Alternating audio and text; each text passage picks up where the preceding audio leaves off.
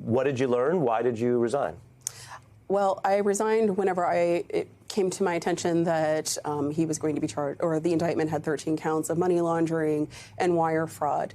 And this is where you have to, as a communications professional, recognize that you are no longer going to be able to control the messaging, that no one's going to be co-sponsoring legislation with you, and it's just going to be a matter of just trying to get through until we know what the next steps are. And so professionally, it was time for me to hang it up and walk away, and I was very confident in my decision. Yeah, I hear you on that.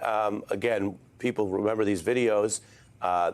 Everybody has a role to play. So they may not remember you then by name, but we're looking at you there in the center of some of that storm as it all happened. And I want to play what it was like to remind everyone this is a big deal when the indictment came down. Let's take a listen. New York Congressman George Santos now facing federal criminal charges. George Santos is in custody, and this indictment has been unsealed. He's facing 13 counts in total stemming from wire fraud, money laundering, theft of public funds, and making false statements. This case seems incredibly strong, Katie. It's what prosecutors call a paper case, meaning you can prove these charges based largely on documents. As the lies were exposed and then leading up to the indictment, in your role as a top aide, and I'll remind people, this is not like the Pentagon. These are relatively small staffs. You can speak to that. What did you advise him? Well, there were several things that I advised him on. One of the first things, especially if you're dealing with a crisis, well, one, gather all the information, and then the next thing you need to do is you need to make things right. So in this situation, he needed to do an apology tour. His constituents deserve to know what exactly, why he lied to them, but also give them some sort of confidence in knowing that he will be able to serve them. So just to jump in, you said basically this is a chance to acknowledge some of the lies, apologize, and turn the corner. Yes, and let me be clear really quick, or let me clarify, I should say. My start date wasn't until January 3rd. So I was actually hired it was before the New York Times story had broke the case, or his fabrications or lies. So I had to stay. I was still working for Governor Charlie Baker at that time, or in his administration, excuse me. And so I had used this opportunity to sit back and just take notes of what we need to do to move forward, because at that moment it was just the lies about the education and the family background, which of course is very concerning. But so you advise him to apologize and turn the corner. He didn't do that.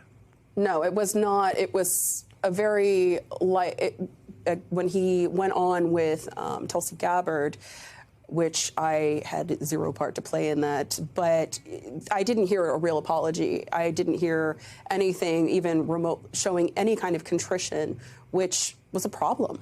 Yeah, I mean, does that speak to at least a part, and not all people, not all Republicans, but a part of the Republican Party where lies, legally defamation, which we've seen with Donald Trump recently, just this week, with Giuliani, with some of the Republicans who were on Fox News and the hosts who joined them.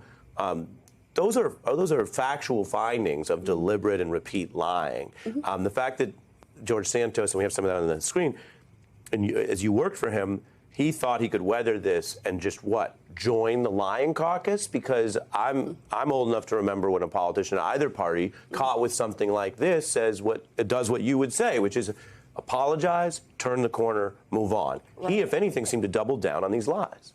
Absolutely. And again, what he should have done from the start was do an apology tour, prove to your constituents, and then also sit down for a major network interview.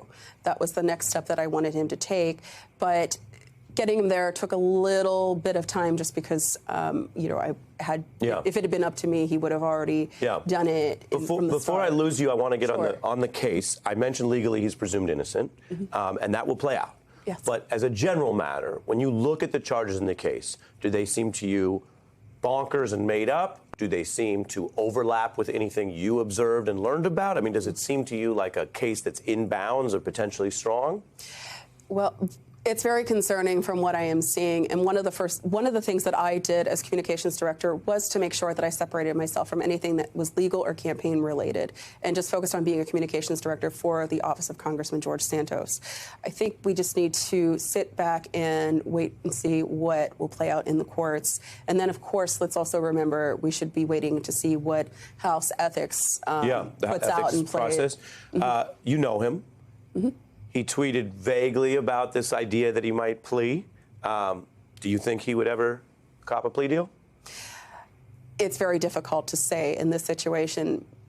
The answer is maybe, but again, we have to wait and see what happens. But not off. He's not someone like, when people say, "Oh, Trump would never." I mean, that's not off the table in your view for him. I think it's off the table, but we have to see what happens and, whatever he and his attorneys decide. Yeah. And last question, now that you've left his employ, you and the congressman used to strategize, not to get too meta, about things like this. Yes. Now here you are speaking out for the first time. Is there anything else you want to say to him, or what do you think he would be thinking with your live interview right now? I would say, come on Ari's show. Come on MSNBC. Don't be afraid. Engage. Yes, absolutely. Engage. Come out of your comfort zone.